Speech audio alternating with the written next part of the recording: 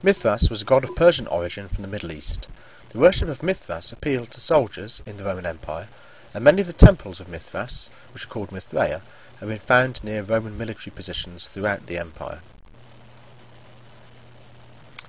This Mithraeum was found in London, then at the edge of the empire, and this one is near Hadrian's Wall. Mithras appealed to Roman soldiers particularly because he was associated with the idea of life after death. Roman soldiers were always in the firing line, and so they looked for the support of a god who would help them in the next world. The worship of Mithras was not for everyone. Women were not allowed. Men joined the temple and had to undergo a series of initiation ceremonies before they were fully involved. This in some way mirrored the ranks which soldiers were organised in. Also, the cult emphasised the virtues of truth, courage and honour, which appealed to soldiers. There are 7 grades altogether, starting with the crow, moving through the lion, and ending with the high priest. You can see from the mosaic of the floor of this Mithraeum where everybody would stand in the temple. Many of these grades were associated with the stars of the sky. We do not fully understand what happened in the worship of Mithras. It seems that the temple, or Mithraeum, was used as a meeting and dining space, where the initiates shared a communal meal. You can see the benches either side in this picture. Here the soldiers reclined and ate a special meal.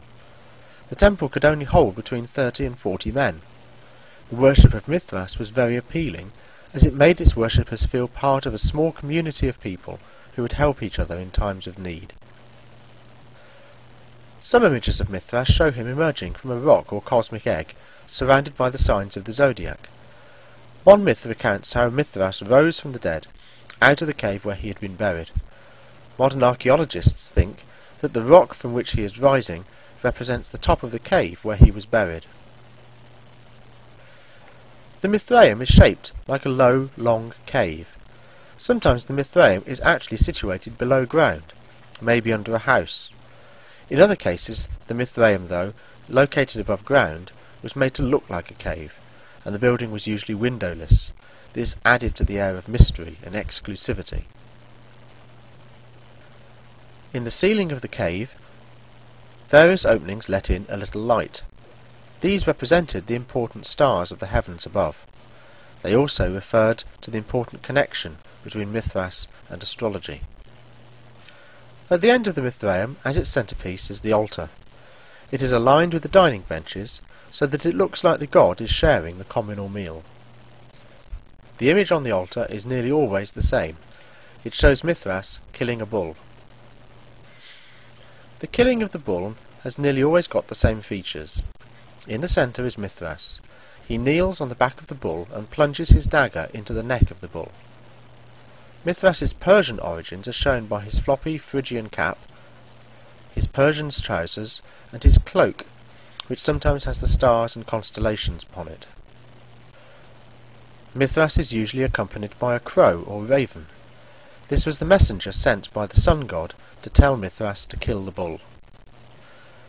When Mithras kills the bull, the life force of the bull rushes out. This life force causes all things to grow, including all plants and animals. You can see in this picture 3 other animals are attacking the bull. They are all astrological symbols: the dog, the snake, and the scorpion. They too are taking the life force of the bull by drinking its blood. Sometimes the sun and the moon gods are watching Mithras perform the sacrifice. This is a further reference to astrology. 2 other characters accompany Mithras. Cautes, with his upturned torch, represents the rising of the sun, and Counterpartes, with his downturned torch, represents the setting of the sun. Sometimes these 2 characters, Cautes and Counterpartes, are shown as separate statues, or sometimes as wall paintings in the Mithraeum. The worship of Mithras is a mystery religion, because it required its members to undergo an initiation ceremony to enter the group. Further initiations or trials were set for initiates to become more involved with the religion. The appeal of Mithras lay in the idea of being someone special in a small group of like-minded people, who recognised that truth and courage were important qualities in their lives. The worshippers met to eat a sacred meal in the presence of Mithras the god, and they knew that at the end of their lives Mithras would look after them in the afterlife. Early Christianity shared some of these beliefs. It is no accident that when Christianity became the official Roman religion, temples of Mithras were destroyed. This one, in Rome, was buried under the 16th century Christian church of St. Clement. Today, visitors can walk deep underground to the excavation site to see the altar of Mithras, placed directly below the altar of the main church above it.